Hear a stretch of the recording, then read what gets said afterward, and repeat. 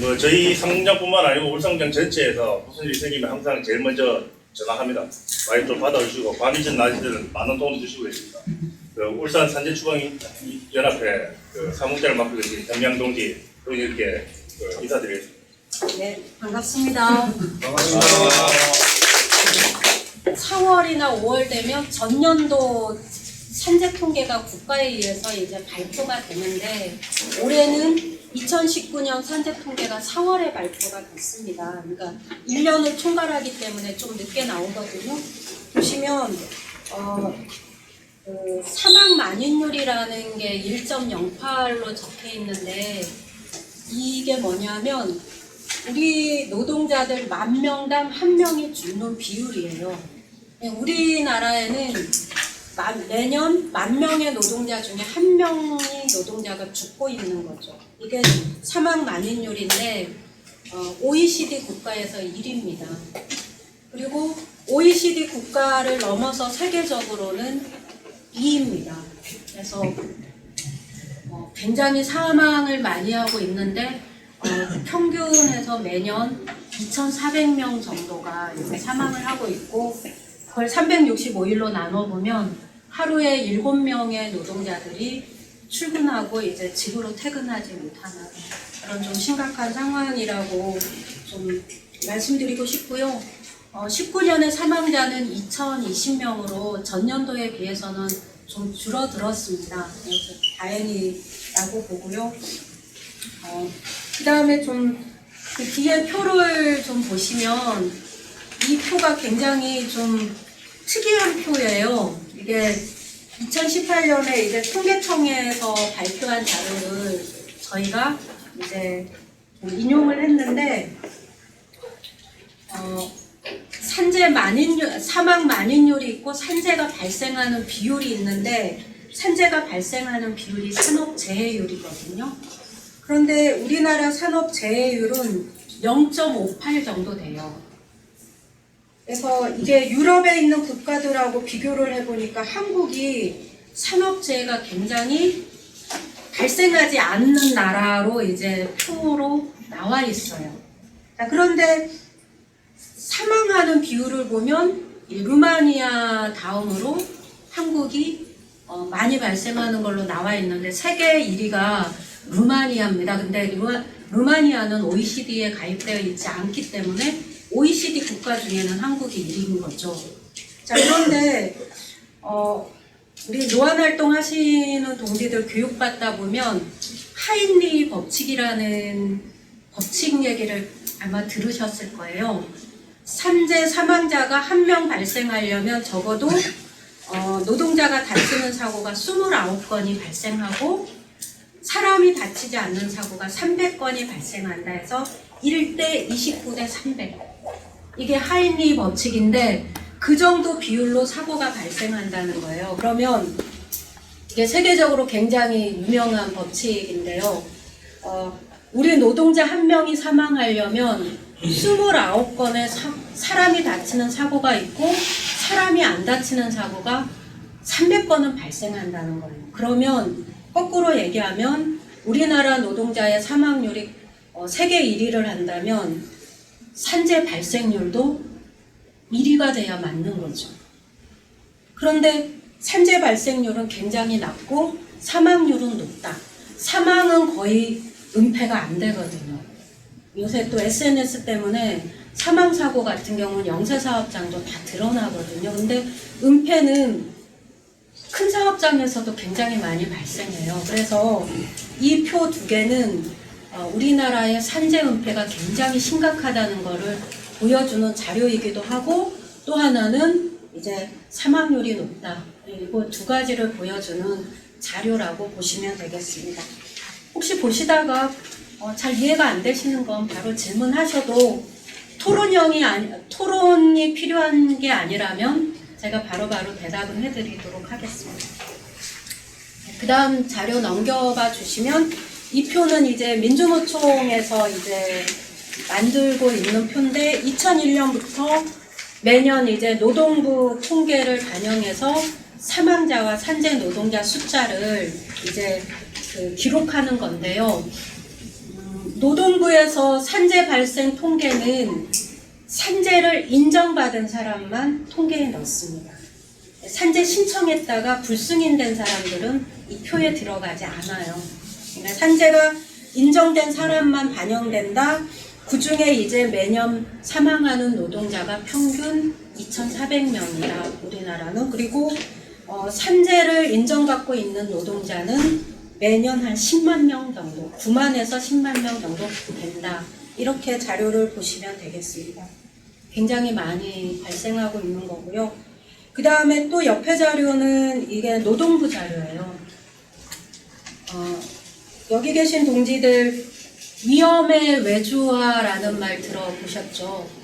위험한 작업이 이제 하청을 주게 돼서 하청 노동자들이 사고도 많이 발생하고 사망도 많아지는 게 위험의 외주화인데 실제로 표로도 보면 사망하는 노동자 중에 이제 하청 노동자 비율이 계속 늘어나고 있는 것을 확인하실 수 있습니다. 한 40% 정도 되는데요. 자, 그런데 건설업은 98%가 하청 노동자가 죽고요. 우리 울산에 있는 조선은 80%가 하청 노동자가 죽습니다. 그리고 전체 노동자 평균은 40% 정도가 하청 노동자가 사망하고 있습니다. 그런 거에 비하면 건설과 조선이 더 높은 상황입니다. 어쨌든 이런 비율이 점점 늘어나고 있다라는 게 사회적으로 좀 문제가 되고 있는 상황입니다. 여기까지는 우리나라 산재 문제에 대한 좀 중요한 부분들을 한번 본 거고요. 실제 이런 중대재해 사망사고가 발생했을 때 사업주들은 어떻게 처벌받을까요? 현대중공업은 사실 사고 사망자는 많이 발생하진 않아요. 근데 질병으로 사망한 노동자도 중대재해 사망자에 들어가거든요. 질병으로 사망한 노동자 같은 경우는 내심혈관계 과로사로도 사망할 수 있고요. 암으로도 사망할 수 있고 그 다음에 업무로 인한 자살도 들어갑니다. 그래서 우리나라 사망 노동자가 사고로 사망하는 노동자보다 질병으로 사망하는 노동자가 더 많아요. 그런데 이제 이렇게 노동자가 사망했을 때 실제 솜방망이 처벌이라고 하던데 실제 어떤지를 사례 하나를 보고 좀 설명을 드리겠는데 이 사례를 보면 우리나라 산재 사망에 대한 솜방망이 처벌이 그대로 다 드러납니다. 그래서 이거는 그 현대중공업 사례예요. 현대자동차 사례가 재판까지 가서 판결받은 사례를 저희가 확보하고 있지 못해서 이제 중공업 사례를 갖고 왔거든요. 현대중공업은 올해만 지금 5건의 중대재해가 발생했고 16년에 12명, 14년에 9명 이렇게 사망했는데 그 중에 4명 빼고 다 하청노동자가 사망을 했습니다. 그래서 그 현종노조가 이제 민주집행부가 2012년 이제 12월부터 들어섰는데요. 이 집행부가 들어오고 나서 사망사고가 발생하면 무조건 사업주를 고발 조치를 합니다. 그래서 고발 조치를 하기 때문에 현대중공업 중대재해는 법원까지 가는 경우가 굉장히 많고 그래서 거기서 판결문을 저희가 이제 계속 판결이 날 때마다 확보해서 각국 좀 분석을 하고 있습니다. 그래서 그 중에 산안법 위반이 아주 명백한 사례를 좀 소개를 한번 해보겠습니다. 14년 11월에 이제 하청 노동자가 현대중공업 그 블록 탱크 안에 이제 야간에 작업을 하러 들어갔어요. 근데 야간에 작업을 할 때는 반드시 지켜져야 되는 산안법의 규정 중에 하나가 조명이거든요. 조도. 예. 이렇게 밝아야 돼요. 그런데 그 탱크 안에 다 갇힌 상태에서 전기료를 아끼려고 전등을 안 켰어요. 그리고는 이마에 이제 헤드랜턴 하나만 씌우고 작업을 보낸 거예요. 이 계단을 타고 내려가다가 이분이 추락해서 4m 정도 높이였는데 추락해서 사망했거든요. 근데 이 사다리에는 안전난간이 한쪽만 있고 한쪽이 없어서 안전난간이 없는 쪽으로 추락해서 사망을 했습니다. 우리 노동자들이 일할 때 기본 조도는 75럭스입니다. 아마 이거는 재봐야 되겠지만 150럭스 이상 돼요. 이 정도 밝기는. 그런데 통로든 어쨌든 최소 기준이 75럭스거든요. 근데 헤드랜턴 하나만 켜면 1럭스가 촛불 하나를 켰을 때 가로 세로 1m 안에 밝기가 1럭스예요. 그러면 헤드랜턴 하나 이 넓은 공간에 켰다 그러면 5럭스도 안 됐을 거예요. 그 상태에서 이제 걸어가다가 추락해서 사망했는데 노동조합도 그렇고 노동부에서도 들어와가지고 조사를 했는데 사고 원인을 두 가지로 지목을 했습니다. 첫 번째는 조명에 문제가 있었고 두 번째는 이 사다리에 안전난간이 없었기 때문에 추락했다 해서 명백한 산업안전보건법 안전조치 위반이다라고 해서 고발이 됐고 처벌을 받게 됐는데 최종 판결은 이 업체 사장은 징역 4개월에 집행유예 1년을 받았습니다. 그리고 원청인 현대중공업 조선사업본부장은 벌금 300만 원, 그 다음에 현대중공업 주식회사는 벌금 500만 원으로 이 사건이 마무리됐습니다. 네. 그 다음에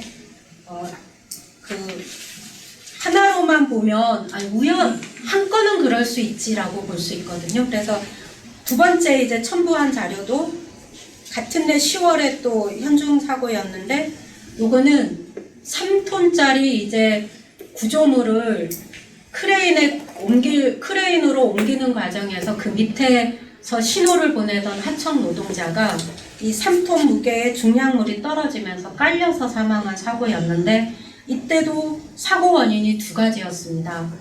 중량물 작업을 하려면 작업 계획서를 미리 작성해야 되는데 아무도 하지 않았고요.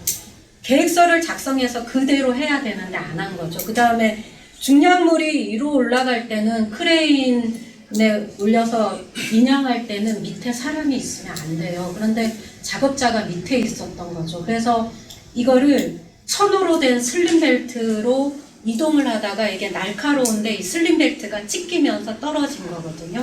그래서 노동부랑 노동조합도 또 두 가지로 정확하게 원인을 지목을 했고 산업안전보건법 위반으로 또 갔는데 처벌이 그 해청업체는 징역 6개월, 집행유예 2년.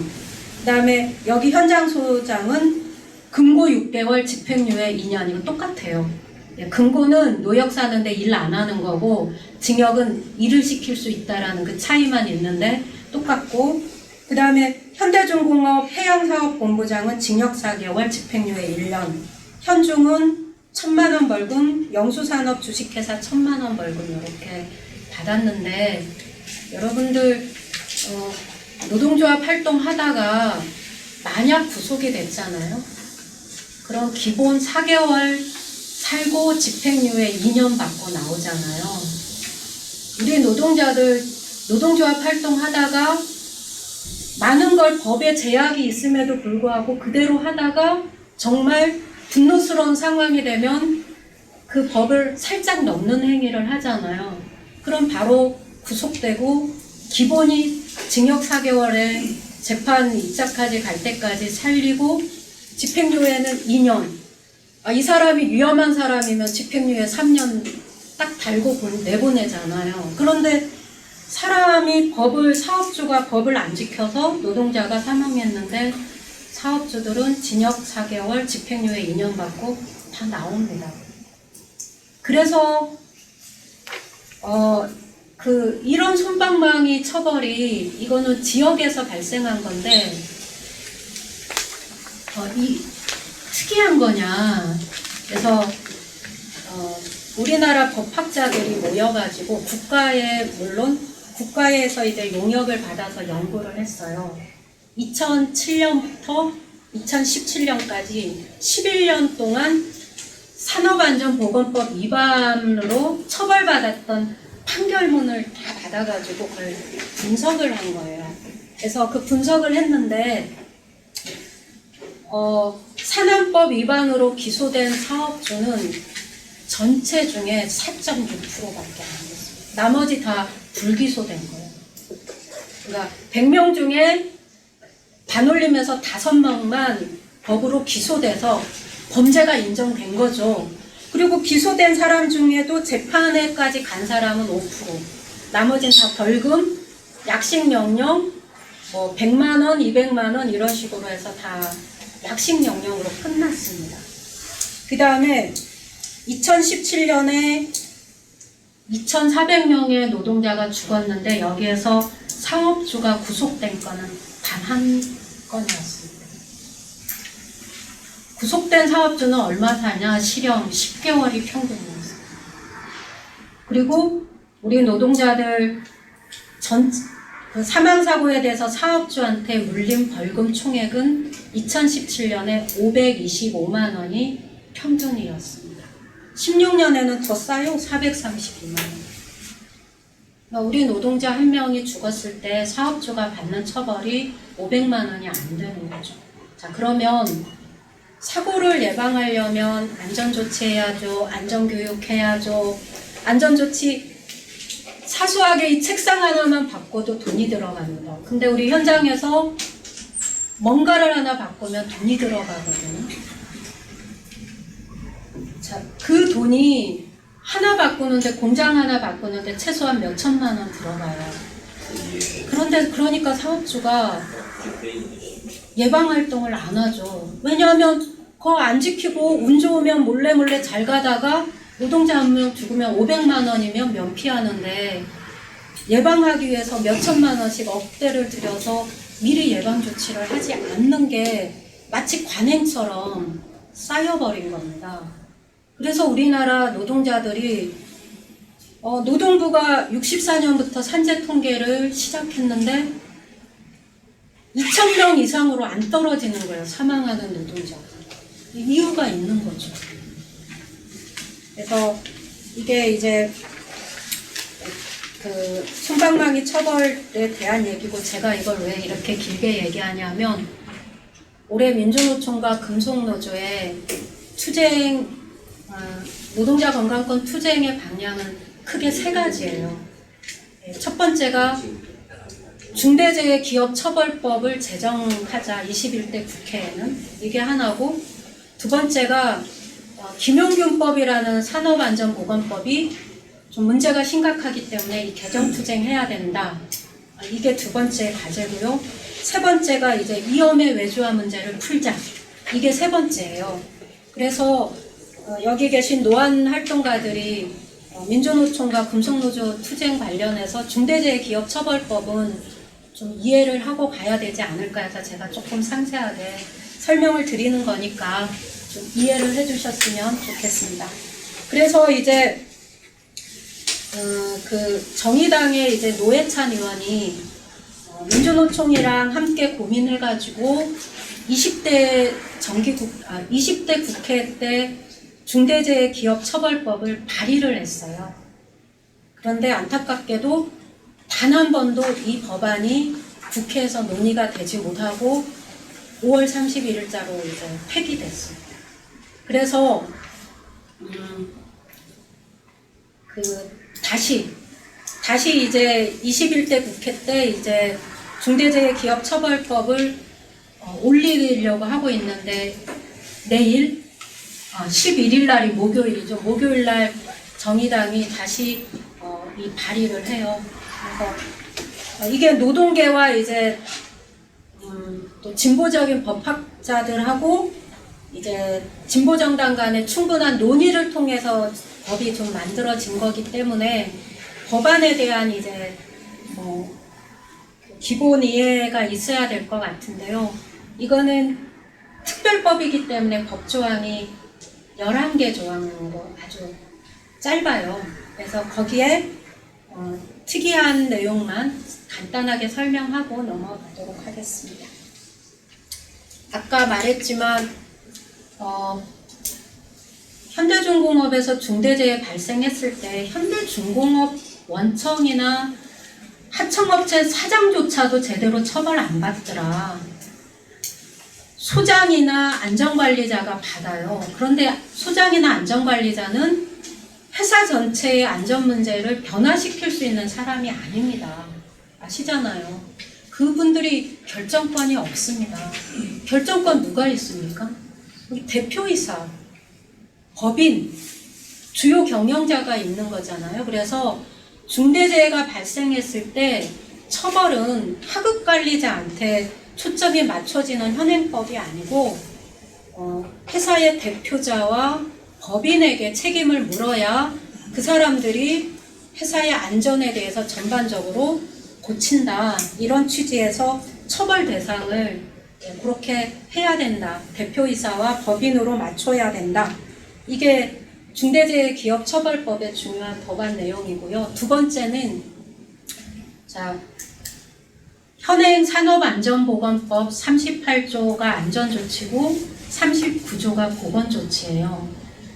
사업주가 안전조치와 보건조치를 위반했을 때 위반해서 노동자가 사망하면 사업주에게 7년 이하의 징역, 1억 원 이하의 벌금형을 물을 수 있는 제도가 지금도 있어요.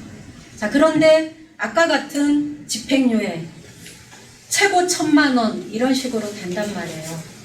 왜 그러냐면 7년 이하니까 이하 중에 선택하면 되고 1억 원 이하의 벌금이니까 그 중에 100만 원 줘도 되고 이천 물류창고 때는 심지어는 50만 원 줬어요. 40명 죽었는데 사업주가 2천만 원 벌금 받았거든요. 그래서 이건 아니다. 밑에 기준을 만들자. 그래서 중대재해기업처벌법은 노동자가 산재로 사망하면 사업주에게 최하 3년 이상의 징역형을 주는 그런 하한선을 딱 정해놓은 겁니다. 이게 지금의 산업안전보건법과 다른 겁니다. 하한형 도입. 그 다음에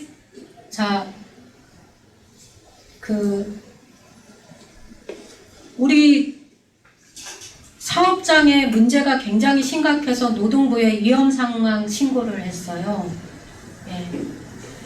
노동부가 들어와서 바로 작업중지 조치를 해줘야 되는데 차일피일 미루면서 안 들어왔는데 마침 그 연락한 그곳에서 사망사고가 났다라고 하면 이거는 노동부 감독관 책임입니다. 그런데 지금까지는 그 감독관은 책임을 물을 수가 없었습니다. 근데 중대재해기업처벌법은 공무원이 잘못했을 때 그리고 세월호라든지 상품백화점 이런 붕괴사고 이런 것처럼 인허가 과정에서 공무원이 잘못했을 때 분명하게 공무원한테도 책임을 물을 수 있도록 하자. 이런 법을 내놓고 있고요. 마지막으로 우리 하청노동자가 중대재해로 추락해서 사망해서 울산대병원 영안실에 있다가 3일 만에 장례가 나갑니다. 유족이 반발해서 싸우면 5일 만에 나가요. 그때 산재보험으로 보상받는 거 말고 회사에서 2억 5천만 원을 유가족한테 지어줍니다. 이거 줄 테니 우리 쌍방간에 합의하고 끝내자. 이게 민사합의예요. 보통 하청 노동자들이 받는 임금으로 갖고 민사 손해액을 계산해 보면 2억 5천 정도 나오거든요. 그래서 평균치로 때려서 주는데 사업주가 잘못해서 노동자가 사망했다면 징벌적으로 벌을 주는 의미에서 손해배상액을 최고 10배를 더 주자라는 징벌적 손해배상을 중대재해기업처벌법에 넣은 거예요. 이게 노회찬 의원이 발의했던 법안이고 의원이 단독 발의한 게 아니고 이제 민주노총과 또 이제 기업살인법 운동을 해왔던 노동계와 함께 만든 법안의 내용인데 이번 21대 국회 때도 이 법안이 살짝 손봐져서 이제 올라갑니다. 그래서 21대 국회를 앞두고 전국적으로 지금 중대재해기업처벌법 제정운동이 활발하게 진행되고 있어요. 김용균 노동자 어머니를 비롯해서 유가족들이 단체를 만들었거든요. 다시는이라는.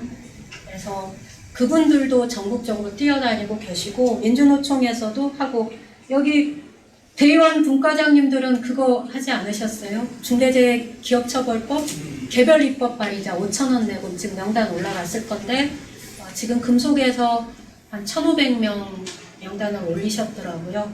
이렇게 해서 이제 이번 21대 국회에서는 산재 사망 문제에 대해서 중대재해기업처벌법 반드시 만들자, 이런 운동들이 활발하게 좀 되고 있습니다. 그래서 여기 계신 노안활동가 분들도 취지랑 내용을 이제 아시고요. 여기 있는 내용이 사실은 좀 핵심적인 내용들이에요. 문제의식들도. 그래서 함께 이런 투쟁에 함께 해주셨으면 좋겠다라고 말씀드리고, 이제 좀 본격적으로 그래서 제가 너무 많이 까먹었나요? 우리 여기 계신 동지들한테 굉장히 필요할 수 있는 내용들로 좀 들어가 보도록 하겠습니다.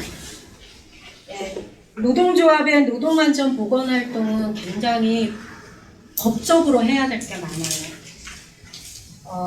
조직실이나 선전실이나 정책실이나 이런 데는 사업을 만들어서 하잖아요.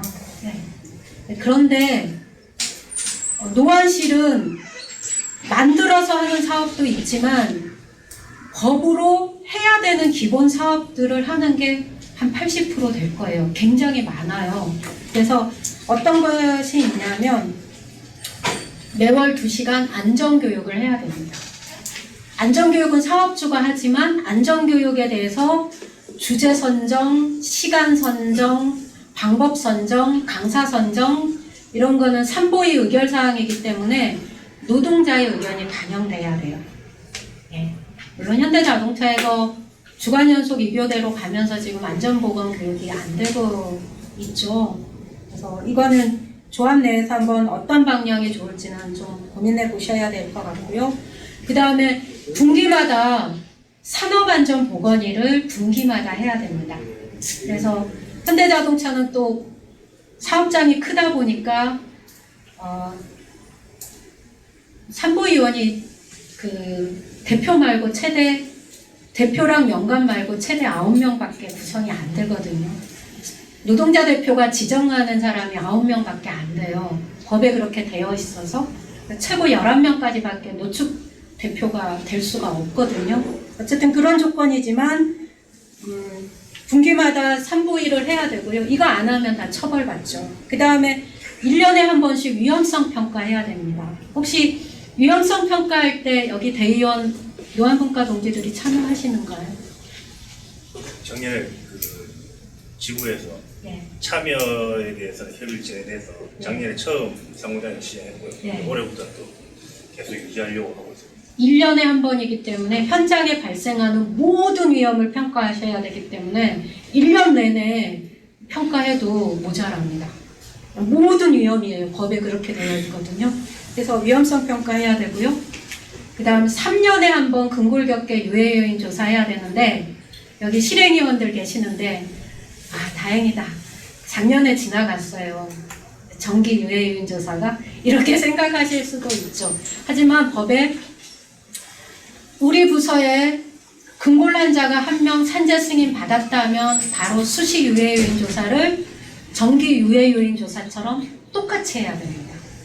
사실 이거 하는 금속사업장에서도 이거 하는데 많지 않은데 현대중공업의 한 사업부는 근골 환자가 굉장히 많이 생기는데 생길 때마다 합니다.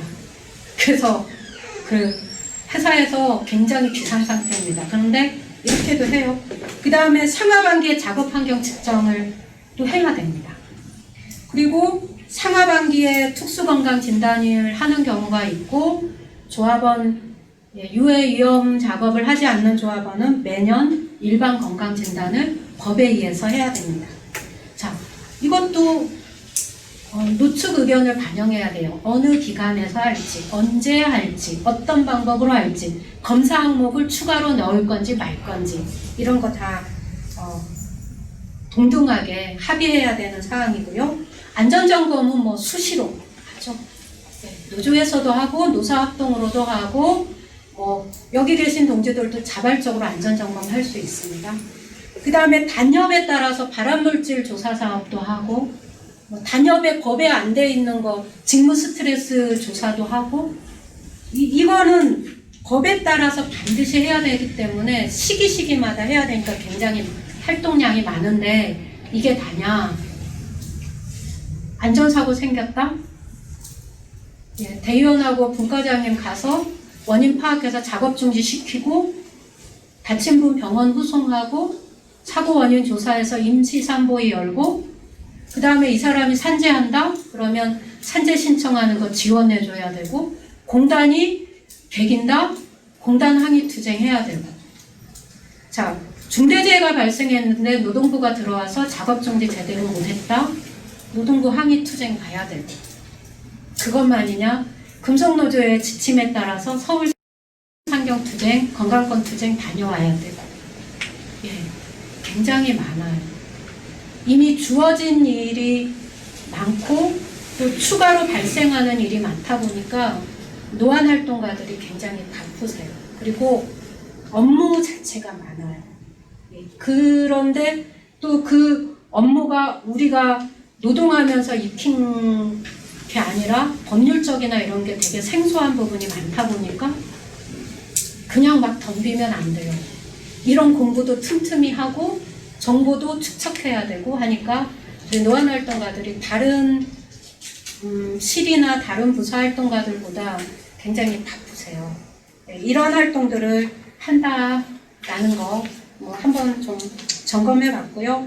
자, 그래서 사실은 오늘 교육 2시간을 예상하고 있었는데 너무 길어져서 앞에 부분이 산업안전보건법 영역이었는데 그 부분을 빼고 지금 현안 발생하고 오늘 또 근골 실행위원들 분들이 오신다 해서 산재보험 쪽으로 약간 초점을 맞춰서 이제 산재보험 관련된 얘기로 들어가 보도록 하겠습니다. 예, 우리 노동자가 산재보험으로 보호를 받으려면 3가지 요건만 충족되면 돼요. 첫 번째는 노동자여야 돼요. 사업주는 안 됩니다. 노동자여야 되고 두 번째는 업무와 관련된 거여야 돼요. 업무 때문에 다쳤거나 업무 때문에 병이 생겨야 것이어야 되는 거죠. 그 다음에 세 번째는 우리가 병원 가서 진단을 받는데 의사가 4일 이상의 진단을 해주면 산재 요건이 되는 거예요. 자, 여기서 한번 물어보겠습니다. 자, 의사가 4일, 일주일간 약국에 가서 약 처방 받아서 먹으세요 라고 하면 이건 4일 이상의 요양일까요? 약 처방만 해줬어요. 일주일간 약 먹으래요. 이거는 4일 이상의 요양에 들어갈까요? 들어갑니다. 자, 입원 당연히 들어가고요. 통원치료 당연히 들어가고 그거에 대한 이런 질문 많이 해요. 우리 노동자들 전화 와서 입원했다가 퇴원하려고 하는데 불안하다. 퇴원해버리면 산재 결정하는데 불이익 받냐? 아닙니다. 왜냐하면 4일간 약만 먹어도 산재로 보호되기 때문에 통원 치료하거나 입원을 안 하고 있는 거랑 산재 승인 절차는 아무 관련이 없는 거죠. 네. 근데 병원에서 오면 보통 약 처방을 4일 이상 해주거든요. 아니요, 약 처방 4일 이상도 해줍니다. 그렇죠? 예. 예를 들면 이번에 오공장에 식당에 조리하는 노동자들이 15명의 안과 질환이 집단으로 발생했어요. 여러분 식기 여기는 아닌데 그 오공장 식기를 씻는데 락스랑 세척제를 원래 락스에 세척제를 섞었으면 안 되는데 섞어서 그 식판을 씻은 작업을 계속 하다 보니까 이 눈으로 가스가 들어가서 이분들이 15명이 이제 병원을 간 거예요. 각각 갔지만 알고 봤더니 15명이었던 거죠. 그래서 이분들 갔더니 이제 일주일간 안약 넣어라라고 처방받았어요. 물론 이분들 산재 신청은 안 했는데 일주일간 넣으라 그러면 이분들 다 산재 요건이 해당되는 거죠. 그래서 지난주에 산업안전공단에서 들어와서 노사가 참여해서 역학조사도 하고 갔어요. 아직 역학조사 결과는 안 나왔거든요. 네. 그리고 여기는 식판이 뭐예요? 스텐이에요? 아니면 플라스틱이에요? 오공장도 플라스틱이에요. 그래서 오공장 지금 이 사실을 인지하고 오공장 사업부에서 요구사항이 뭐냐면 식판을 스텐으로 바꿔달라고 지금 노조 요구사항, 대의원의 요구사항으로 넣어서 지금 협의 중에 있어요. 그리고 이미 이런 거는 문제가 돼서 학교 현장에서는 플라스틱 식판은 사라진 지 오래됐고요. 스텐으로. 왜냐하면 그 뜨거운 거를 넣게 되면 식판이 그 플라스틱 같은 경우는 환경호르몬에 노출될 수 있어서 다 스텐으로 바꿨거든요. 그래서 이번에 그게 문제되니 오공장 대의원회는 우리 식판 교체해줘라고 해서 지금 협의 중이에요. 아직 결정은 안 났고요. 그 질문하죠. 네.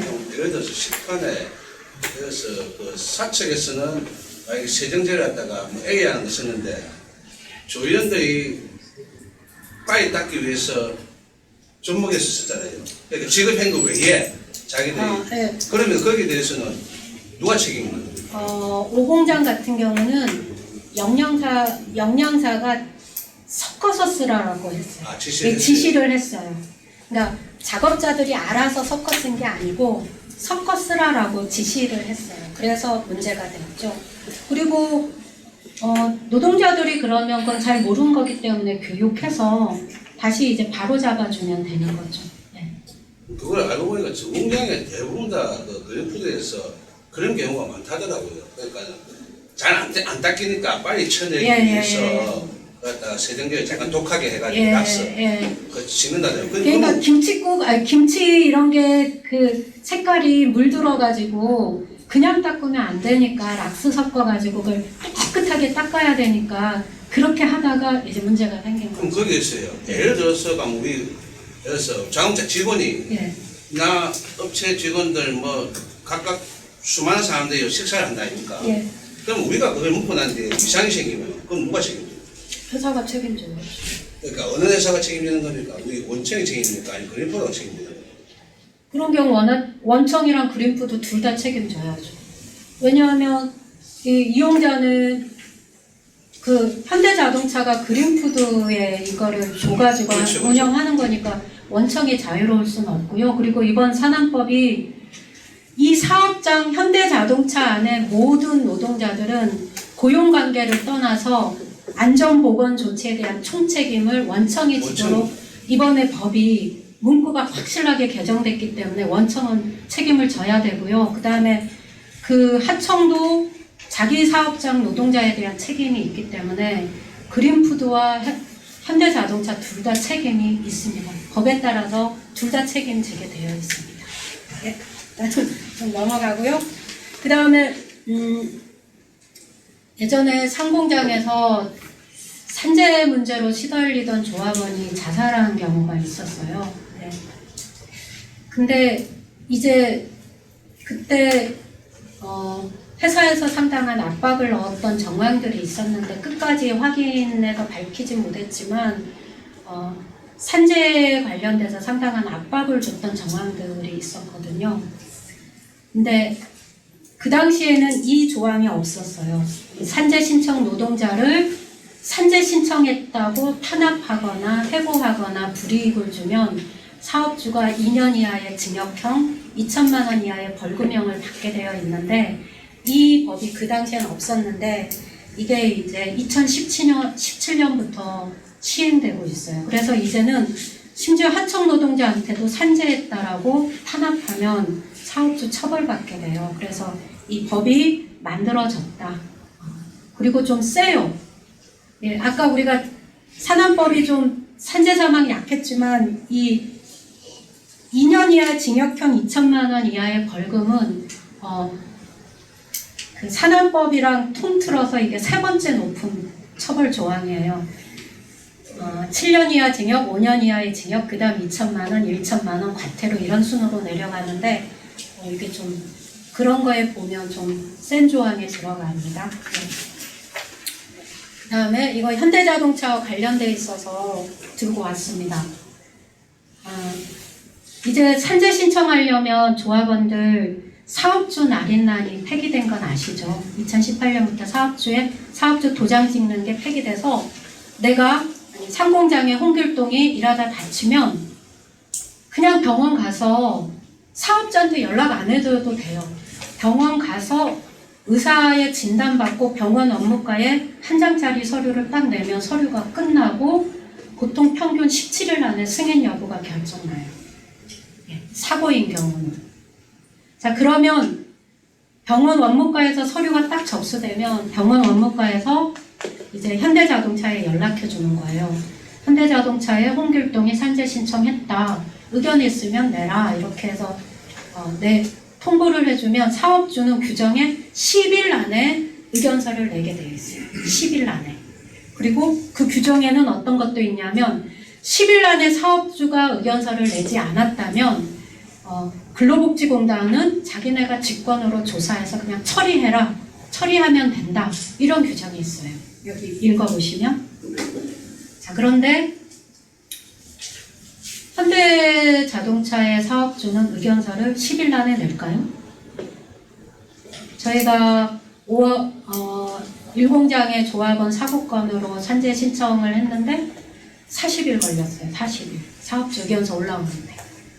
그래서 저희가 공단에 항의했어요. 이걸 왜 규정대로 안 하냐.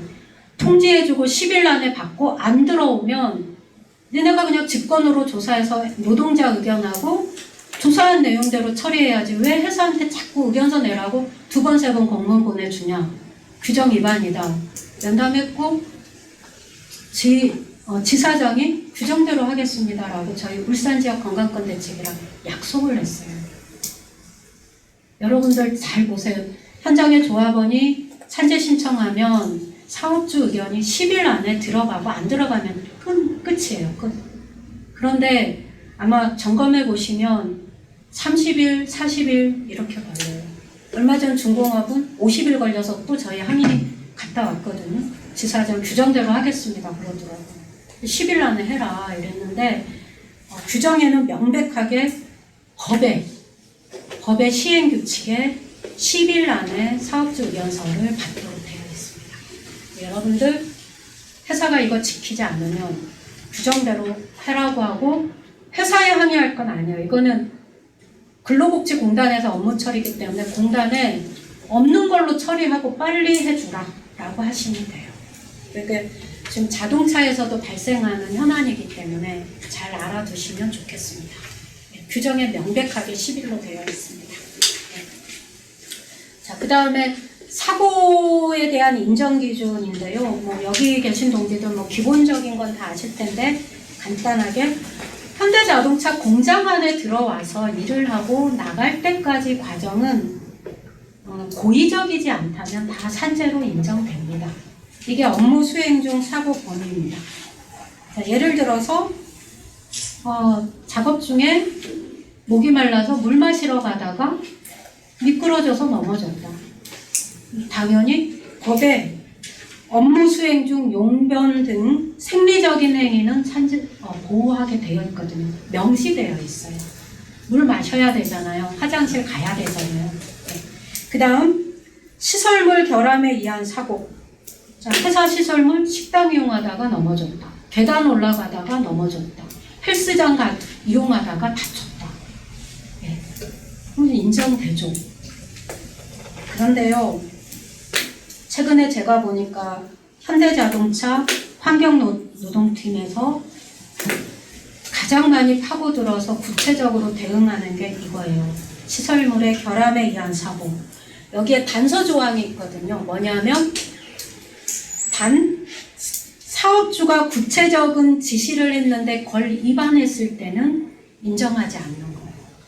자, 배드민턴 중식 시간에 맨날 치니까 사고가 많이 나서 회사에서 여기서 배드민턴 치지 말아라고 지시했는데 여기서 치다가 사고 난 경우는 보호 안 해줘요. 이게 사업주의 구체적 지시거든요. 이런 경우는 인정이 안 됩니다. 근데 회사는 이런 거는 안 걸고요. 뭘 걸고 있냐면 우리 자전거 많이 타잖아요. 자전거를 타고 가다가 차선을 이쪽으로 가야 되는데 반대로 바꿔서 가다 사고 났다. 이거 집요하게 파고들어서 사업주의 지시 위반이다. 불승인시켰어요. 그리고 이분이 그 업무를 빨리 마치고 조장한테 보고를 해서 잠시 새마을금고 갔다 올게. 자전거 타고. 새마을금고 자전거 타고 업무 잘 보고 복귀하다가 사고가 났는데 근무지 무단 이탈이다. 근데 이 사람은 반장한테 보고를 했거든요. 보고 승인을 받고 갔어요. 그래서 이건 다투어서 결과 안 나왔어요. 그래서 특히나 교통사고나 사내교통사고 이럴 때 어떤 본인의 과실이 살짝 들어가 있는 부분 있잖아요. 이런 거를 갖고서 굉장히 집요하게 사업주 의견서를 내고 있습니다. 그리고 그게 굉장히 공단에서 잘 받아들이고 있어요. 그래서 이 부분에 대해서 좀 그러면 노동조합에서도 대처를 해야죠. 어떻게 대처하면 될까요? 아까처럼 무단 이탈 아니야. 반장이 다녀오라고 오케이 했어. 이것도 대처죠. 그러면은 자전거 전용 도로를 만들어 주든가. 네. 그 다음에 오공장은 지게차 다니는 옆에 보행자문이 있는데 이분이 보행자문으로 안 가고 지게차 다니는 문으로 지나가다가 하필이면 그 위에 문이 떨어지면서 이 사람을 어깨를 강타해가지고 다쳤어요. 당연 사고잖아요. 누워서 이 사람은 승인될 걸 기다리고 있는데 불승인 받았어요. 근데 오공장 대위원회에서 대처를 아주 꼼꼼하게 했습니다. 맨날 다녔는데 너네 한 번도 다니지 말라고 한 적 없잖아. 노동자들 진술 다 받았고요. 그 다음에 이 문 설치한 업체를 다 불러서 이게 사람이 지나가면 이게 딱 정지할 수 있도록 센서가 있어야 되는데 있다라고 했어요. 그럼 사각지대 있는지 없는지 보자 해서 실험을 했는데 여기부터 저기까지 다 했는데 이분 다친 데가 사각지대였어요. 안 서는 거예요. 이거는 사업주의 지시 위반이 아니고 시설물의 관리 소홀 결함이다 라고 해서 뒤집었어요. 오공장에서는. 그러니까 몇 배의 대응 대책을 주장해야 되니까 어렵긴 했는데 막았어요. 그래서 근데 사업주는 집요하게 이 부분을 파고들고 있고 제가 볼 때 현대자동차 산재 중에 저희가 1년에 한 30건 정도 자동차 조합원들 산재를 직접 받아서 하는데요. 가장 문제가 되는 조항이 시설물의 결함하고 근골격계예요. 거기에 회사가 집요하게 사업주 의견서를 내고 있습니다. 그래서 좀 다뤘고요. 자, 행사 중 사고는 운동경기 야유회 등산대회 회식 이런 거는 사회 통념상 노무관리에 도움이 된다라고 판단하면 인정이 되고요. 돈을 사업주가 냈다. 법인카드 썼다. 그 다음 안 갔으면 눈치 보이는 상황이었다. 사측의 눈치가 보이는 자리였다. 이런 것들을 감안해서 승인 여부를 결정합니다. 그 다음에 기타 사고는 이거 한번 물어볼게요. 여러분들 라인에서 정규직, 비정규직 섞여 일하잖아요. 업무상 정규직과 비정규직이 업무상의 다툼으로 다쳤다라고 하면 산재 인정됩니다. 업무상 다툼은. 자, 그런데 정규직이 약간 우월적 지위에 있으니까 실제 사례로도 있어요. 이건 중공업 사례인데 하청 노동자 정규직 반장이 하청 노동자가 시키는 대로 안 해서 하청 노동자를 팼어요. 그래서 이분이 병원에 입원했는데 산재는 됐죠. 자, 이럴 때 가해자에게 구상권을 청구할까요, 안 할까요? 하죠. 할까요? 만약 정규직끼리 업무상 다퉜다면 구상권 청구할까요, 안 할까요? 법에는 명료하게 되어 있습니다. 동료끼리, 한 사업주에 소속된 노동자끼리의 다툼은 구상권 청구하지 않아요.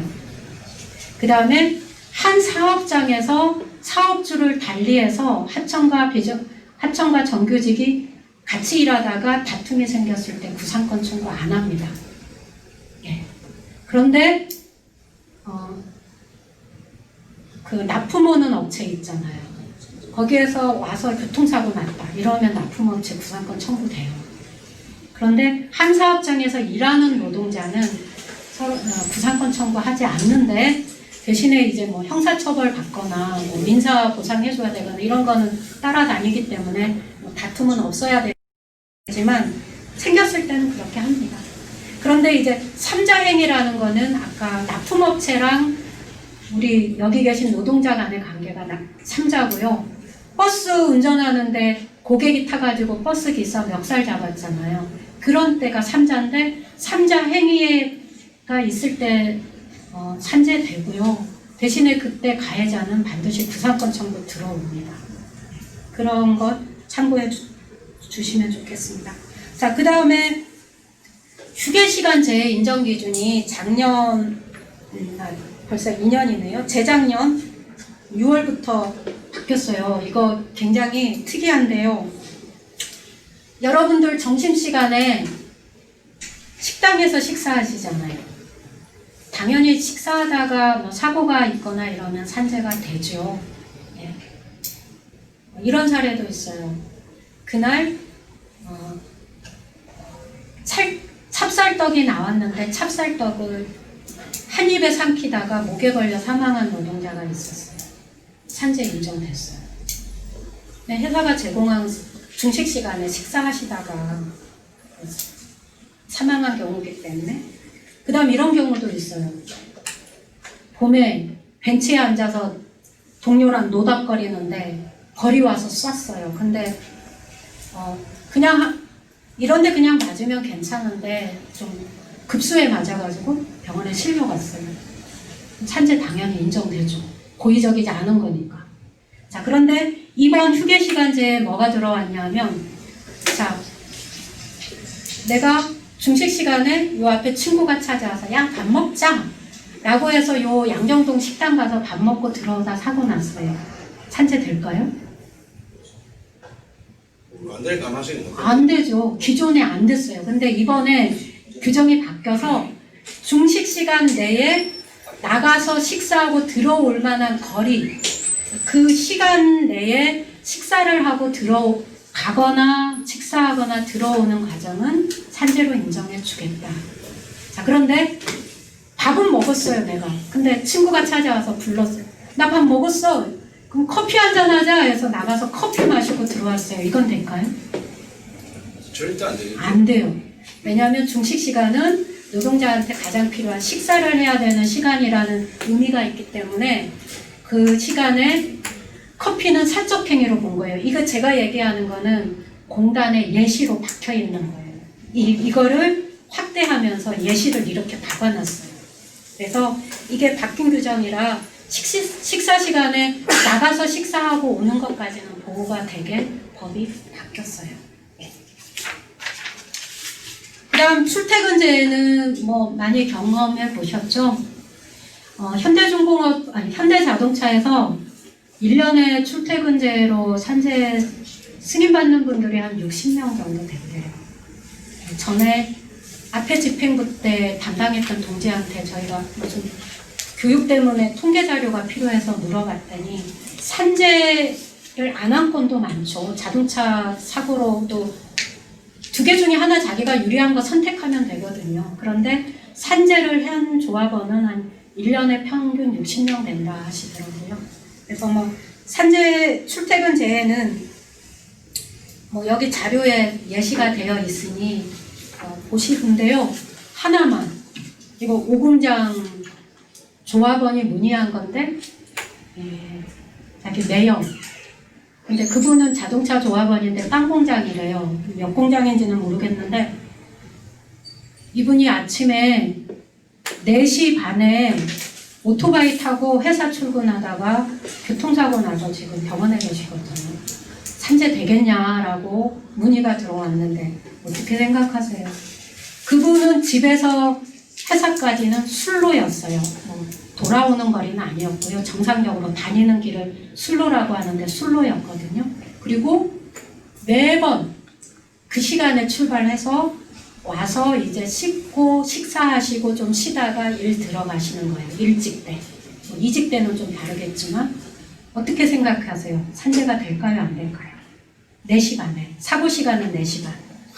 안 될 것 같은데. 근데 네. 계속 하니까 출근 시간이 제가 알고 듣기로 1시간은 그걸 정해진 것 같아요.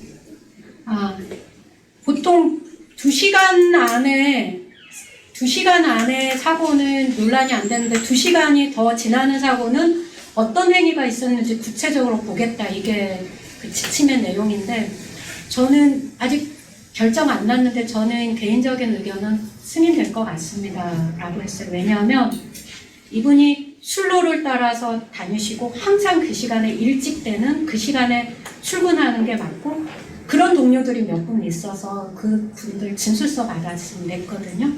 다 같이 회사에 들어와서 또 회사가 아침 식사를 제공하기 때문에 아침 식사 드시고 쉬고 이제 아침에 들어가서 일하시고 그래서 이거는 출퇴근 중에 행위와 관련된 거지 다른 목적은 아니었다라는 게 좀 이분은 명백해요.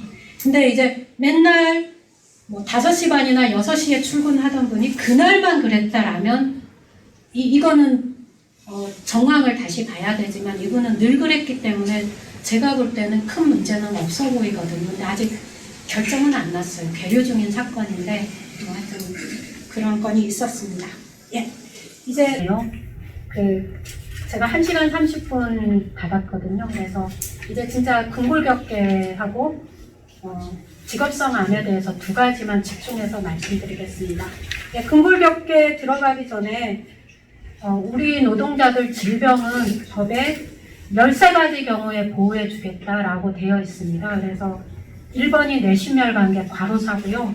2번이 근골격계, 3번이 호흡기 계통, 쫙쫙 가면서 7번이 눈 또는 귀 질병 중에 우리 자동차 조합원들하고 관련 있는 거 있죠? 네, 난청. 그 다음에 쭉 가다 보면 10번에 직업성암, 폐암, 용접하시는 분들 폐암이 지금 자동차에서 계속 승인되고 있고요. 그 다음에 도장부에서 백혈병이나 그 다음에 혈액암 이런 쪽으로 지금 승인이 되고 있습니다. 그 다음에 기타 뭐 13번까지 있는데 자동차에서는 1, 2, 7, 10번이 가장 관련성이 높은 것 같아요. 필요하신 동지들은 그 인터넷에 업무상 질병 산재보상보험법 시행령 34조 치시면 이게 아주 상세하게 뜨거든요. 네, 제가 여기 표로 만들어 왔는데 더 상세한 내용은 그렇게 해서 확인해 보시면 됩니다. 네, 그 다음 근골격계 설명 넘어가겠습니다. 예. 혹시 상공장에서는 1년에 근골격계로 산재 신청하시는 분들이 몇 분 정도 되실까요?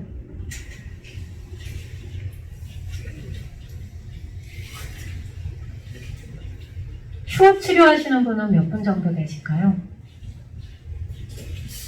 10건이 안 될 것 같아요. 휴업 치료가 맞나요? 산재가 맞나요? 휴업 치료는 1년에 우수경 받고 나가는 분이 한 40에서 45.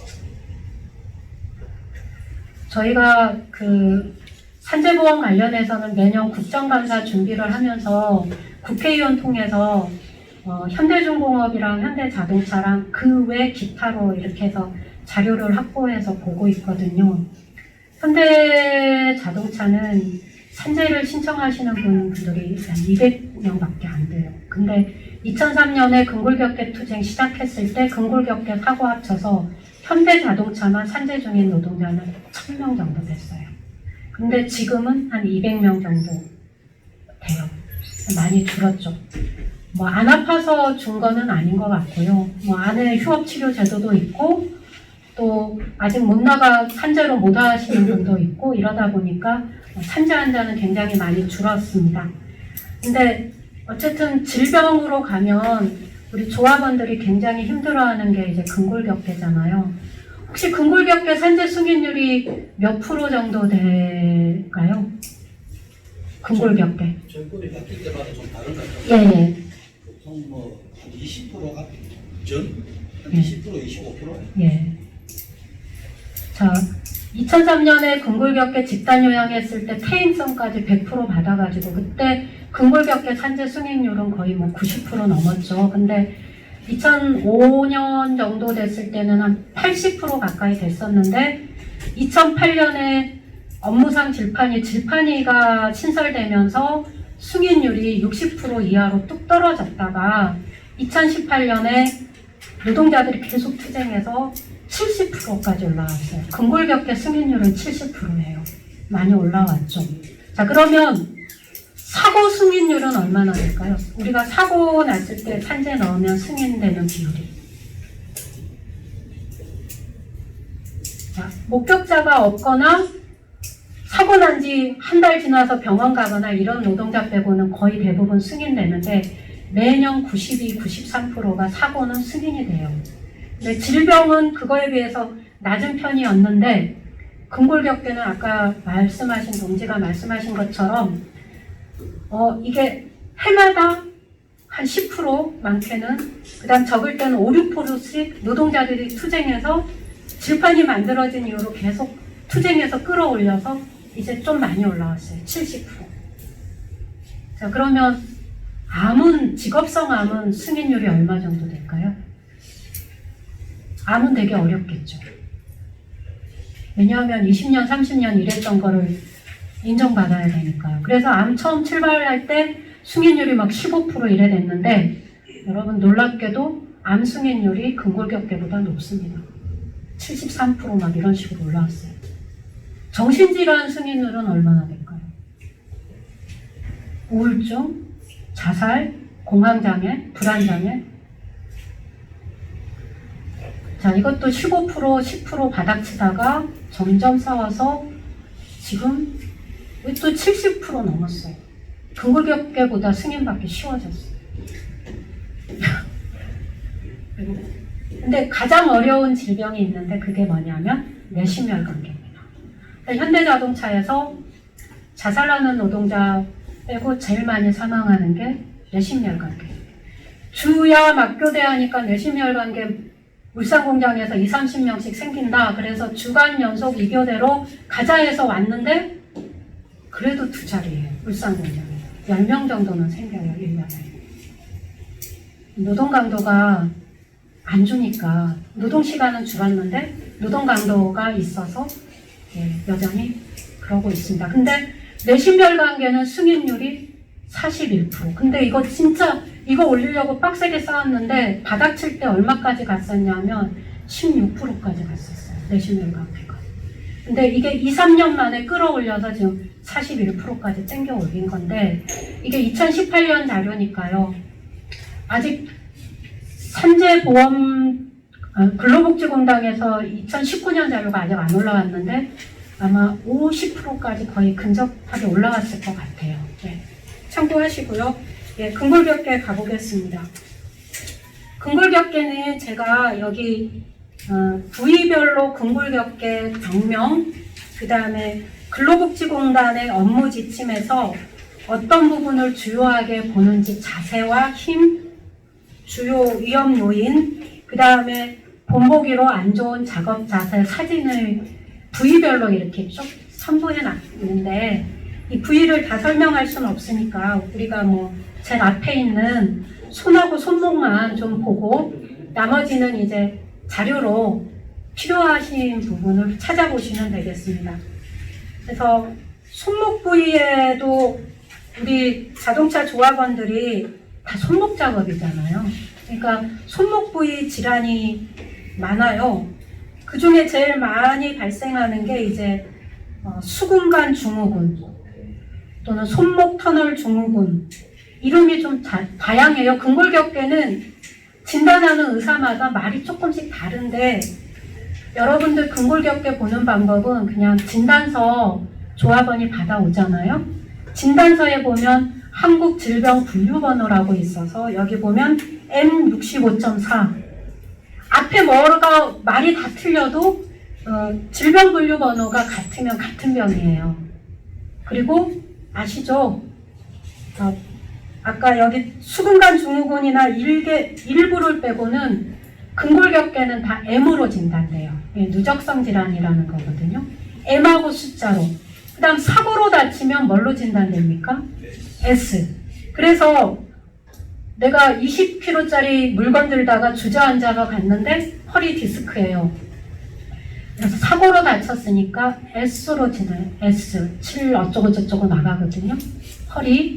그런데 나 10kg짜리 물건 들다가 통증 와가지고 갔는데 나는 사고라고 생각하는데 병원에서는 M으로 주거든요.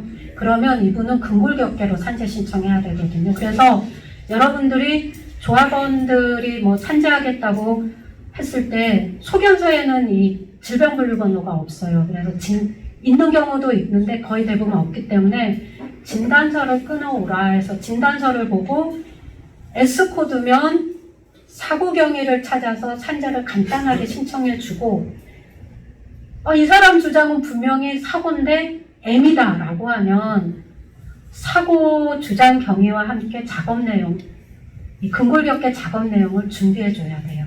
그래서 반드시 질병분류번호를 확인하시는 게 필요합니다. 그래서 근골격계는 M이다. G는 G가 일부 병은 G로 시작되는 병은 있는데요. 이런 경우는 여기 제가 요 병명을 나열해 놓은 거는 특이 사항들이 있기 때문에 맞춰보시라고 이렇게 여기 표로 넣은 거예요. 네. 그래서 보시고요. 손목 작업은 뭐 우리가 힘든 거에 다 위험 작업이 의학적으로도 그래요. 손목을 안으로 꺾거나 뒤로 제끼거나 비틀거나 밖으로 비틀거나 안으로 비틀거나 힘을 주거나 돌리거나 이런 게 안 좋은 거잖아요. 예, 이런 반복 작업을 하는 것들을 확인해야 되고, 그 다음에 자동차는 조립하면서 공구를 쓰기 때문에 공구의 무게, 그 다음에 얼마나 자주 박는지 빈도, 이런 게 이제 중요하죠. 예. 이런 게 주요 원인이에요. 그 다음에 어깨 한번 볼까요? 자, 금속사업장 노동자는 직종 불문하고 업종 불문하고 제일 많이 아픈 부위가 어깨입니다. 현대자동차도 근골격계 증상 조사를 하면 제일 많이 아프다라고 하는 부위는 어깨일 거예요. 저번에 김영규 교수님 강의 제가 잠시 대의원대 때 앞에 하는 거 들었는데 자동차도 어깨 환자가 제일 많다고 하시더라고요. 그래서 우리 노동자들이 어깨 환자가 제일 많아요. 그 근골격계 증상 조사를 해보면 그 중에도 1위가 어깨예요. 그 다음에 뭐 팔목이 될 수도 있고 허리가 될 수도 있고 이렇게 나가는데 1위는 무조건 어깨인 경우가 대다수예요. 그래서 어깨만 좀 같이 또 보고 갈게요. 어깨에서 제일 많이 받아오시는 병은 두 번째, 회전근개 건염이라고도 부르고 어깨 충돌 증후군, 경관절 충돌 증후군, 뭐 의사마다 붙이는 이름이 막 다양한데 M751이에요. 우리 노동자들 아프다 해서 받아온 거 보면 거의 M751이에요. 자, 이거는요, 가장 안 좋은 자세가 이 사진처럼 팔을 자기 어깨보다 높이에 들어서 작업하는 거는 다 안 좋은 자세예요. 이렇게 들 수도 있고, 이렇게 들 수도 있고, 이렇게 들 수도 있고, 이렇게 할 수도 있잖아요. 아니면 내릴 수도 있고. 우리 PT 체조할 때 이게 계속 반복하면 우리 되게 힘들어 했잖아요. 벌 서는 거, 벌 서는 거. 이게 다 근골격계 체악인데, 이게 어깨와 관련되어 있어요. 그래서 어깨 아프다 조합원이 들어오면 병명 확인하고 그 다음 물어보는 게 작업 자세 한번 보자 해서 몸에서 팔을 떨어뜨리는 자세 있어 없어 들어보면 열의 아홉은 다 있어요. 예, 이거. 그래서 작업 사진이나 동영상도 이 자세를 중심으로 찍으셔야 돼요. 그 다음에 중량물 취급은 우리 삼지 부분은 다 영향을 미치기 때문에 중량물 취급도 항상 점검해야 되고요. 네. 이런 거 좀 보시면 되겠습니다. 자, 그렇게 해서 쭉쭉 사진 넘겨서 근골격계 인정 사례로 한번 가보겠습니다. 네. 중량물 반복적으로 들면 허리가 문제가 생기죠. 그래서 인정 사례 무지 많고요. 목을 장시간 숙이거나 뒤로 젖힌 상태로 일하면 목 디스크고요. 하루 종일 쪼그리고 앉아서 일하면 무릎이 나가죠. 그래서 무릎 인정 사례 많고요. 자, 우리 머리로 두 손을 들어 올려서 반복한다. 팔을 뻗어서 한다. 어깨 충돌 증후군 인정 사례 많습니다. 그 다음에 우리 임팩트 많이 사용하잖아요. 그러면 어디가 나가냐면 팔꿈치나 손목이 나가겠죠. 그 다음에 손목에 힘을 주는 작업, 조립하면서 맞추거나 비틀거나 네, 공구 사용하면 손목 나갑니다. 예. 자, 그래서 뭐 바로 잡은 사례는 자료로 보시고요. 산재 신청할 때는 경위서 이제 얼마나 일했냐. 자, 여기 비정규직으로 일하시다가 정규직 되신 동지도 있을 텐데요. 자, 비정규직으로 12년 일하고 정규직 돼서 1년밖에 안 됐다. 산재 신청 근골격계 가능할까요? 가능합니다. 예, 가능합니다. 이력은 동일 계통에서 일했다면 업체가 달라도 합해 주거든요. 자, 여기에서 현대자동차가 또 발목 잡습니다. 단협인가 이면합의인가 있다고 하더라고요. 뭐가 있습니까? 차별 조항이 있는데 이렇게 바로 잡혔나? 그 비정규직으로 있다가 정규직 됐을 때 뭐 임금 적용하는 부분에서 근데 증상이 업체에 있을 때 있었잖냐? 그거는 정규직으로 지금 직을 갖고 있지만 그때 임금으로 해야 돼. 뭐 이런 게 좀 있었던 것 같아요. 예, 예. 지금은 뭐 바로 잡혔나요? 지금도 하고 똑같은 게 안 잡혔어요. 지금 사공장에서 목 디스크로 도장부에서 일해서 목 디스크로 산재한 노동자가 있는데 여성 노동자인데요.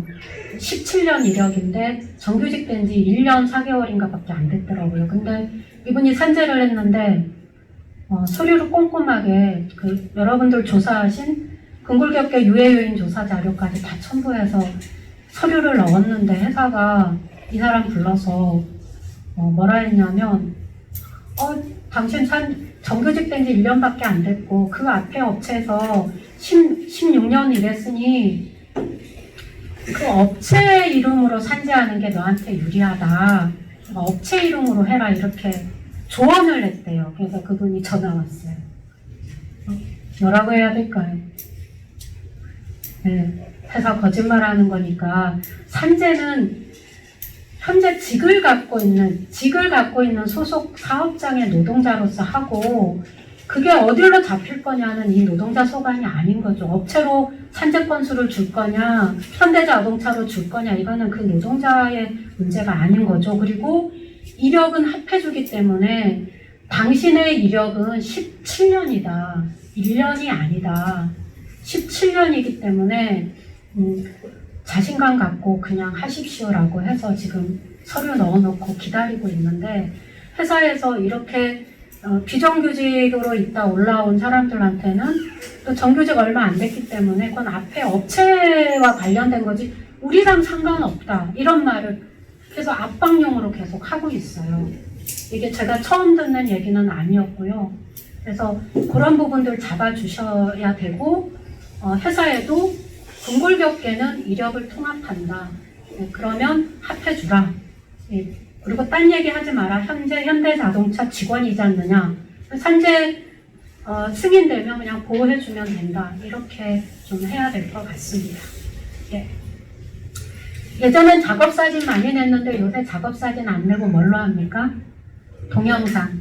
동영상 뭐 1시간짜리 찍는 게 아니라 작업마다 뭐, 자, 1분에 몇 개의 동작이 되니까 그 동작마다 찍으면 돼요. 스마트폰으로 해서 USB에 담아가지고 제출하면 됩니다.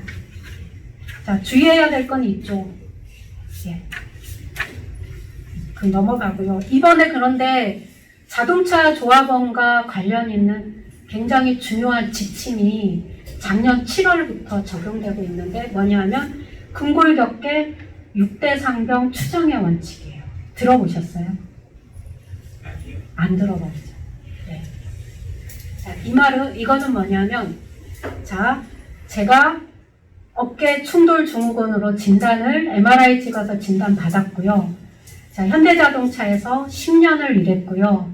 그 다음에 그 의장 조립을 했다라고 하면 진단받고 1년이 안 됐다 하면 현장 조사 이런 거 하지 않고 바로 질판이 보내서 질판위에서 특별히 이 사람이 개인적으로 다쳤다거나 뭐라 이런 경력이 없다면 무조건 산재를 인정해 주는 제도예요.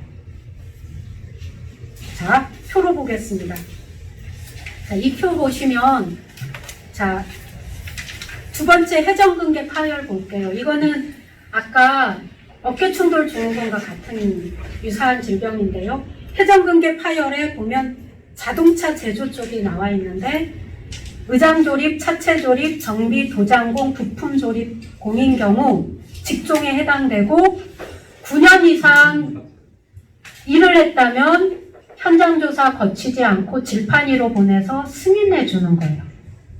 그것도 명백한 반증이 없다면 그냥 승인해 주라. 이게 지침 내용이에요. 자, 그런데 여러분 찾아보세요. 자동차 제조가 들어간 게 2개밖에 없어요. 회전근개 파열하고 제일 밑에 상가염, 여기는 주관절 팔꿈치거든요. 2개. 또 상가염은 1년만 일해도 인정해 줄게 해요.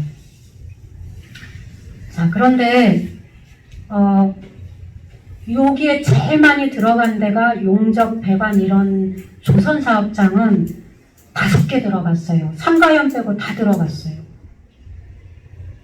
왜냐하면 이걸 만들었을 때 2016년에 산재 승인 자료를 갖고 전체 승인받은 노동자들 자료를 갖고 만들었는데 이 당시에 현대중공업에서 막 집단요양투쟁 50명씩 하고 이래가지고 승인율이 근골격계 승인율이 막 100% 때리고 그래서 투쟁을 어용 시절에 못한 투쟁을 집행부 들어와서 2, 3년 사이에 되게 빡세게 했는데 그때가 16년이었거든요. 그래서 16년에 조선 노동자 근골격계 승인 사례가 굉장히 많았고 의외로 자동차는 2003년에 굉장히 투쟁을 많이 했는데 최근에 아까 상공장에서 10명 정도밖에 근골격계 안 한다는 거잖아요.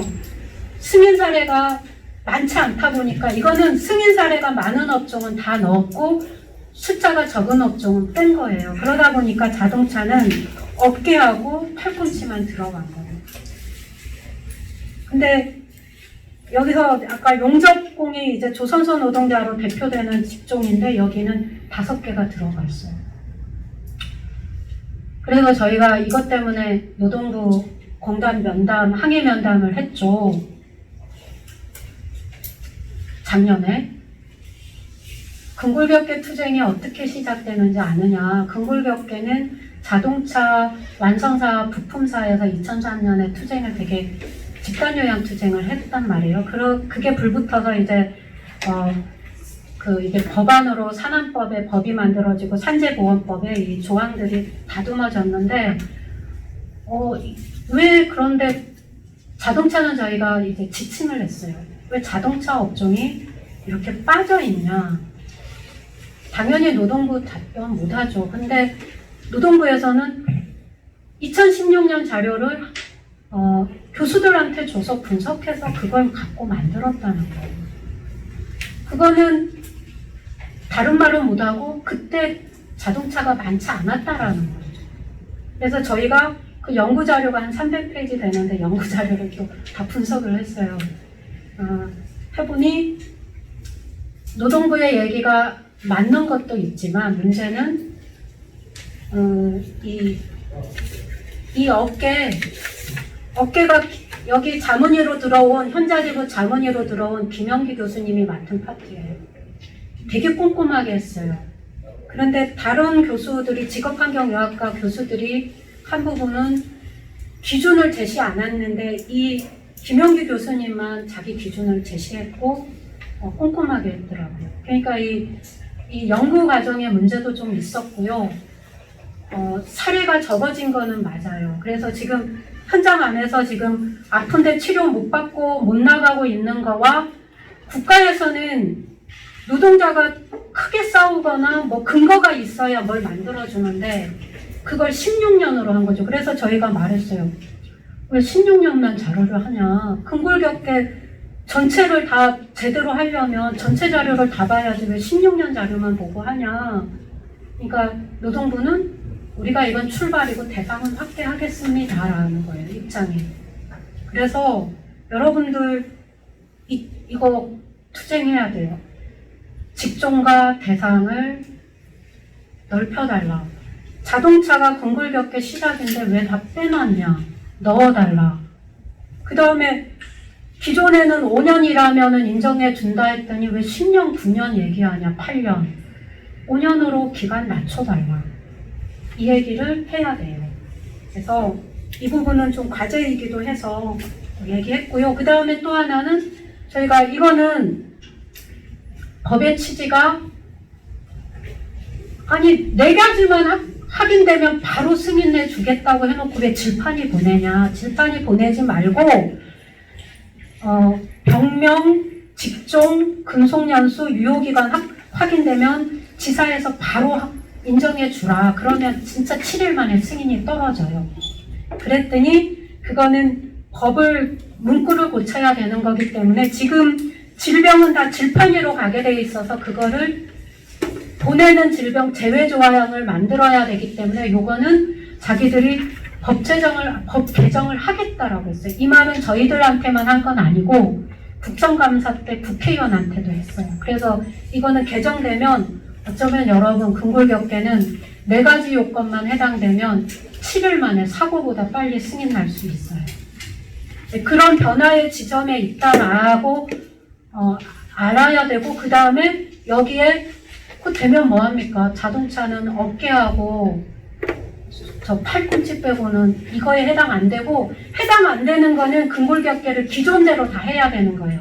조사하고 질판이 보내고 4개월 걸려서 승인받고 힘들잖아요. 그래서 이거는 현자 지부 차원에서 의견서 같은 거를 저희는 항의서안을 정식으로 노동부에 보냈거든요. 울산 지역 건강권 대책위에. 그때 현자지부 집행부도 같이 와서 이 얘기를 하신 건데 이제는 또 현자지부 차원에서 또 이 개정 논의가 법 개정 논의가 되기도 할 거기 때문에 대상 확대라든지 직종 확대, 그 다음에 근무 노출 기간 단축, 그 다음에 질판이 보내지 말아라, 바로 결정해라 이런 얘기를 해주셔야 되는 거죠. 그래서 요거는 노안분과장님들이 노안실하고 의견을 모아서 현대자동차 지부의 입장으로 전달해서 정말 이제 근골환자도 그 뭐 질판에 가서 막 이런 거 없이 7일 만에 승인받는 시대를 만들 수 있다는 거죠. 그런 변화가 생길 수 있다. 그리고 우리는 모든 부위에 해당되기 때문에 다 넣어라 이렇게 요구가 들어가 줘야 됩니다. 지금 자동차 휴업 치료는 어떻게 보면 독일이 맞지? 휴업 치료 그렇죠. 나가는 거를 예. 처음부터 우리가 절로 했으면은 이렇게 우리가 적용되는 게 많았을 거 아닙니까, 맞지? 지금 예. 휴업 치료 때문에 산재에서 적기 때문에 그렇죠. 네, 맞지? 저희가 이제 산재법이나 산안법을 보면 노동자들이 법을 개정할 때 근거는 얘들이 노동자들이 거대하게 투쟁해서 요구했거나 아니면 새로운 걸 만들어야겠다 했을 때는 투쟁의 근거가 있어서 예를 들면요. 산재보험의 특고노동자 적용을 학습지 교사가 들어가는데 50개 직종 중에 9개 직종만 들어가는데 왜 학습지 교사 넣어줬냐면 학습지 교사가 산재 문제로 1년간 굉장히 열심히 싸운 적이 있거든요. 그거 싸우고 다음에 넣어줬어요. 골프장 캐디도 마찬가지고요. 그래서 이런 투쟁의 근거가 없으면 얘들이 법을 바꿀 때도 빼버린단 말이에요. 이 현대자동차가 지금 이 추정의 원칙 만들 때 그렇게 돼버린 거예요. 만약 이 추정의 원칙이 2003년에 만들어졌다면 다 들어갔겠죠. 근데 지금 만들다 보니까 빠진 게 많은 거예요. 그래서 이거는 그래서 저희가 요구하고 있어요. 그 산별에 빠진 집 좀 넣으라고 요구 좀 해주세요. 왜냐하면 이 출발이나 한자가 없어서 통계에 빠진 건 아니잖아요. 많은데 지금 못하고 있어서 빠진 거기 때문에 이 문제를 좀 상의해서 노동부에도 항의하고 항의 사항 같은 것도 넣고 이런 게 좀 필요하다라는 생각이 듭니다. 네. 저거는 이거 뭐 16년 데이터를 하나 하는 네. 건데 그렇게 이제 뭐 중공업이 굉장히 뭐 많고 그리고 다른데 요청이 좀 많다고 했는데 유로 따지면은 뭐 자동차도 무시가 많을 텐데 이걸 이제 예. 그렇죠. 예. 중공업이 한 산재하시는 분이 한 300명이 좀 넘고 자동차랑 비교해보니 한 100여 명이 좀 더 많으시더라고요. 근데 그 당시에 예. 저희가 통계를 보고 이러니까 지금 중공업이 산재 환자가 좀 많아요. 울산에서 1인데 2위는 이제 자동차고 100명 이상 차이가 나더라고요. 산재 나가 있는 분들이. 예. 그래서 근데 그거는 있잖아요. 제가 볼 때는 예. 중공업하고 현대자동차하고 차이점이 뭔가 하면 현대자동차는 수시금지 제도를 노사가 임의로 만들었다는 거예요. 예. 이 자체가 산재를 은폐하는 제도로 활용되다 보니 산재율이나 여러 가지 이런 부분이 중공업하고 차이가 있는 거고요. 예, 맞습니다. 그렇죠? 그리고 더 중요한 거는 산재 승인율이 현대자동차가 가장 중공업보다도 낮은 이유도 솔직히 수시금지 제도라는 이 악이 있었기 때문에 솔직히 그렇게 진행된 거고요. 이 수시금지 제도를 뭔가 산재에 준하는 어떤 그런 부분으로 노동조합에서 그 관심을 가지고 이끌어져 맞춰야 되는데 이거는 처음에 합의했던 내용보다도 더 퇴색되고 갈수록 이게 이 수시금지 제도의 처음 취지와는 완전히 다르게 지금 좀 변질되고 있는 게 또 우리 지금 현실이거든요. 네. 그래서 이런 자리에서 우리 얼굴에 춤 맺는 이야기하기가 좀 솔직히 창피스러운데 수시금지 제도는 제가 볼 때는 진짜 필요악이었다는 어떤 그런 생각이 솔직히 좀 듭니다.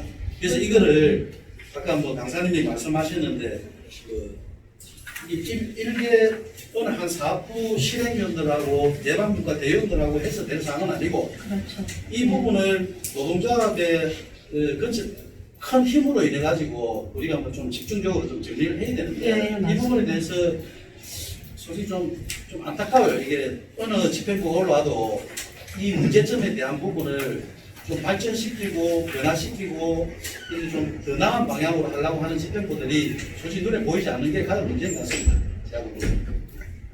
현대중공업 집행부가 정병모 위원장이 2013년 겨울에 올라왔구나. 그래서 됐을 때 현대중공업은 수시검증제가 없어서 현자 지부에 이거를 되게 부러워하는 조합원이 많았어요. 그래서 이 제도를 도입하자라는 이렇게 집행부에서 논의가 한 번 된 적이 있는데 이게 그동안 이제 현자 지부가 오랜 기간 해오면서 생긴 그런 문제점들도 좀 진단이 되면서 이 제도를 만들지 않고 4일 이상의 요양은 무조건 산재로 간다. 산재 은폐는 근절한다. 이 두 가지로 방향을 잡고 산재를 신청하니까 거기 단협에 1년에 50명은 직업병을 신청할 경우 회사가 근태 문제나 이런 거를 지원해 주는 게 단협에 따낸 게 있었는데 어용 때 한 번도 안 썼는데 그거를 꺼낸 거예요. 그래서 근골격계 집단 요양을 해년마다 모집을 했는데 50명이만 넘을 정도였는데 일단 50명씩 잘라서 연달아서 이제 그 집단 요양을 밀어넣었는데 처음에는 승인율이 한 80% 집단해도 그렇게 나오다가 3년차 됐을 때는 100% 다 찍었어요.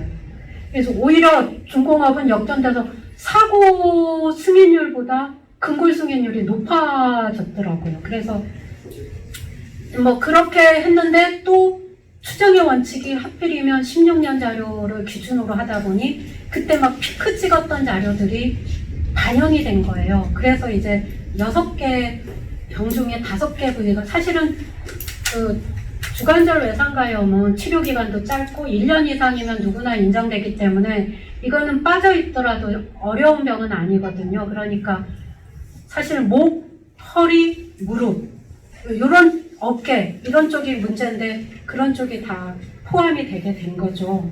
그래서 아까 동지가 주신 의견은 저도 동감하고요. 그런 부분에서 이제 그 좀 진단하고 현대자동차 지분 내에서 좀 논의들이 돼서 이 추정의 원칙 도입과 함께 우리가 어떻게 해야 될지 한번 좀 방향을 좀 잡았으면 좋겠다.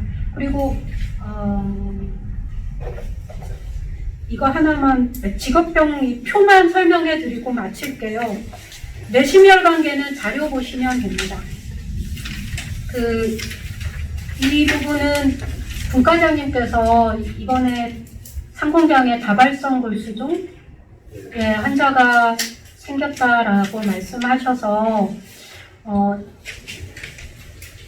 18년 겨울에 그 12월 28일 날 이분이 12월 31일 날 정년퇴직하시는 분이셔서 그 도장부에서 30년 넘게 일하셨는데 다발성 골수종 진단 받으셔서 상담을 꽤 오래 했는데 몇 년을 하셨어요. 근데 산재 신청을 안 하다가 정년 앞두고 이틀 전인가 서류를 밀어 넣었는데 여기 표에도 보시면 직업성 암은 산재 신청하면 1년 걸리거든요. 역학조사하고 막 이런다고 승인 결정 받는데 그래서 살아있던 분이 접수할 때는 본인이 하고 결정 날 때는 가족만 남아있는 경우가 많아요.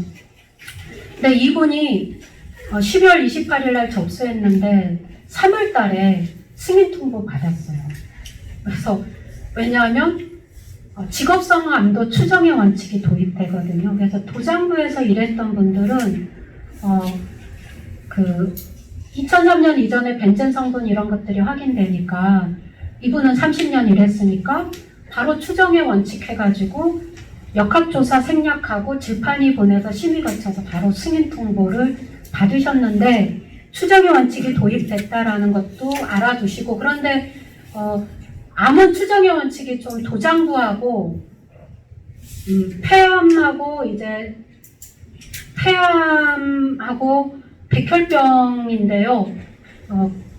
자동차에 해당되는 직종은 용접 작업하시는 분하고 주물 작업하시는 분하고 도장하시는 분들 3개만 해당이 돼요. 나머지는 요 표에 따라서 그 산재 준비를 해야 되는데 보시면 이제 우리나라 발암물질은 요 법에 인정되는 발암물질은 앞에 다 적어놨고요.